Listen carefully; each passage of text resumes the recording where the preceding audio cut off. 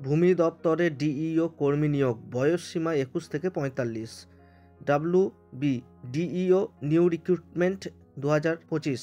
ভূমি দপ্তরে ডিইও কর্মী নিয়োগ, বয়স সীমা 21 থেকে সর্বোচ্চ 45। কি রয়েছে আজকের ভিডিওতে জানতে অবশ্যই ভিডিওটি শেষ অবধি দেখুন। সহজপাঠ ইউটিউব চ্যানেলে আপনাদের সকলকে স্বাগত জানাই। এখানে যে পদে নিয়োগ করা হবে সেই পদের নাম হচ্ছে ডেটা এন্ট্রি অপারেটর ডিইও। এখানে মোট শূন্য পদ 19টি। বয়সসীমা এবং বেতন কি রয়েছে? উল্লেখিত পদে আবেদন করার জন্য প্রার্থীদের বয়সসীমা 21 থেকে সর্বোচ্চ 45-এর মধ্যে হতে হবে। এখানে প্রার্থীদের বয়স 1/1/2025 তারিখ অনুসারে হিসাব করা হবে। বয়স সম্বন্ধে আরও বিস্তারিত জানতে অবশ্যই সংস্থার অফিসিয়াল বিজ্ঞপ্তি ডাউনলোড করে দেখে তবে নিজের দায়িত্বে আবেদন সম্পন্ন করতে পারবেন। যদি আপনারা এই পদগুলোতে আবেদন করেন এবং চাকরি পান তাহলে আপনাদের বেতন শুরু হচ্ছে প্রতি মাসে 13,000 টাকা।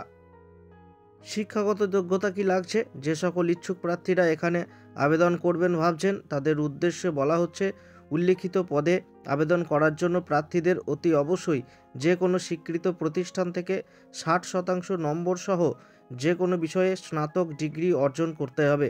এছাড়া আবেদনকারীদের কম্পিউটার শিক্ষার সার্টিফিকেট থাকতে হবে, তাহলে এখানে আবেদন করা যাবে। বিস্তারিত জানতে অবশ্যই সংস্থার অফিসিয়াল বিজ্ঞপ্তি ডাউনলোড করে দেখে বুঝে তবেই নিজের দায়িত্বে আবেদন সম্পন্ন করতে পারেন। এই বিজ্ঞপ্তি কোথা থেকে প্রকাশ হয়েছে?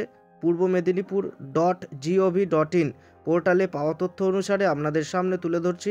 আবেদন করার আগে অবশ্যই সমস্ত তথ্য যাচাই করবেন, বুঝবেন, তারপর নিজের দায়িত্বে আবেদন করবেন। আবেদনের জন্য প্রয়োজনীয় ডকুমেন্টস: বয়সের প্রমাণপত্র, ঠিকানার প্রমাণপত্র, স্নাতক ডিগ্রি পাসের মার্কশিট, কম্পিউটার সার্টিফিকেট, পাসপোর্ট আকারের রঙিন ছবি। নিয়োগ প্রক্রিয়া: এখানে প্রার্থীদের লিখিত পরীক্ষা, কম্পিউটার টেস্ট এবং ইন্টারভিউয়ের মাধ্যমে যোগ্য সঠিক প্রার্থীদের নিয়োগ প্রদান করা হবে। কিভাবে আবেদন করতে হবে? এখানে প্রার্থীদের আবেদন করতে হলে অনলাইনের মাধ্যমে আবেদন করতে হবে। প্রথমে সংস্থার অফিসিয়াল ওয়েবসাইটে গিয়ে রেজিস্ট্রেশন সম্পূর্ণ করতে হবে। তারপর নির্ভুলভাবে সম্পূর্ণ ফর্ম ফিল আপ করতে হবে। এরপরে যে সমস্ত ডকুমেন্টস চেয়েছে সেগুলো সাইজ মতো আপলোড করতে হবে। সবার শেষে নির্দিষ্ট ডেট এবং টাইমের মধ্যে আবেদন প্রক্রিয়া সম্পূর্ণ করতে হবে। আরও ভালোভাবে জানার জন্য অবশ্যই সংস্থার অফিসিয়াল বিজ্ঞপ্তি ডাউনলোড করে দেখে নেবেন।